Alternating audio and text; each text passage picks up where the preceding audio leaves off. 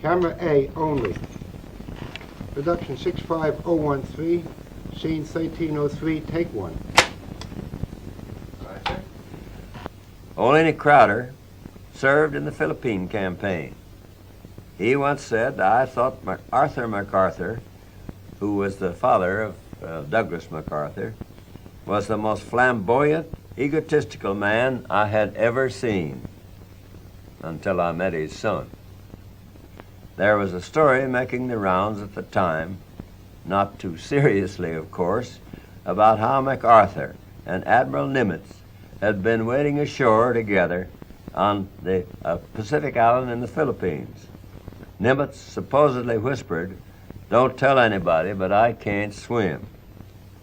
"That's all right," MacArthur assured him. "I can't walk on the water either." I couldn't help also remembering MacArthur's condescending remark about Franklin D. Roosevelt. He told a reporter, "The president is a man of great vision when someone explains it to him."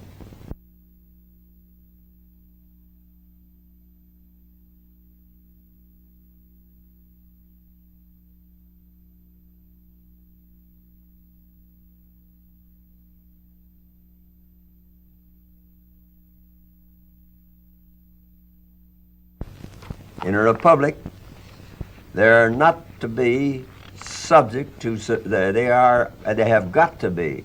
In a republic, they've got to be subject to civilian authority.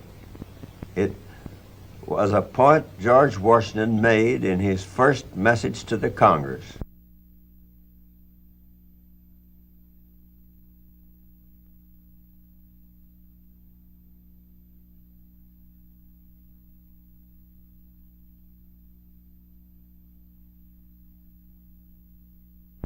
So when MacArthur faced up to me and insisted we bomb Red China, I told him that he was concerned only with some part of the battle against communism. But I had the whole of Europe and the whole world to worry about.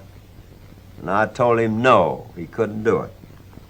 With this kind of backing, MacArthur grew more bold.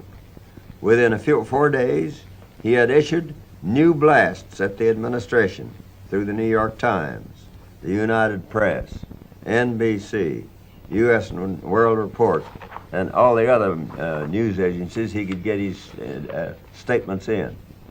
Again, I was tempted to fire him, but the opposition in Congress would scream that I was making MacArthur a scapegoat for our military reverses.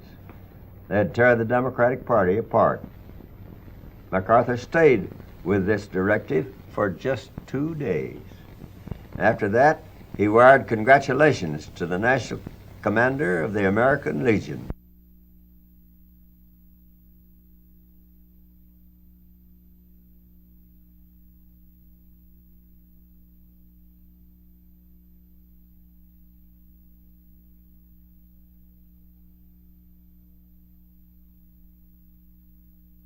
Overnight, the bubble of MacArthur's infallibility had been exploded, and by his own colleagues, professional soldiers no less able, honorable, and dedicated than the Far East commander himself.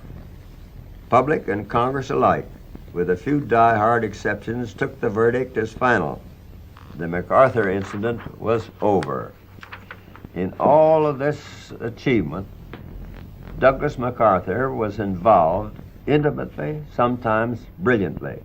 His error, it seems to me, was in ignoring the writings of the famous military theoretician Clausewitz. Clausewitz defined war as the continuation of politics by other means. The soldier, he said, must be the obedient instrument of broad political policy. MacArthur didn't understand that at all. This ran counter to MacArthur's personality. He was better at giving orders than at taking them. Somewhere out in the Pacific, he developed the illusion that he was the American proconsul in Japan, answerable to no one. He forgot that he was still an Army officer and that the military organization of the United States had a commander-in-chief in the person of the President.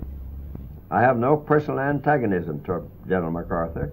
What I did was simply to uphold the office of the President. Douglas MacArthur, if he had stuck to his military duties, might well have occupied the White House himself in time. He had no one barring his way except MacArthur himself.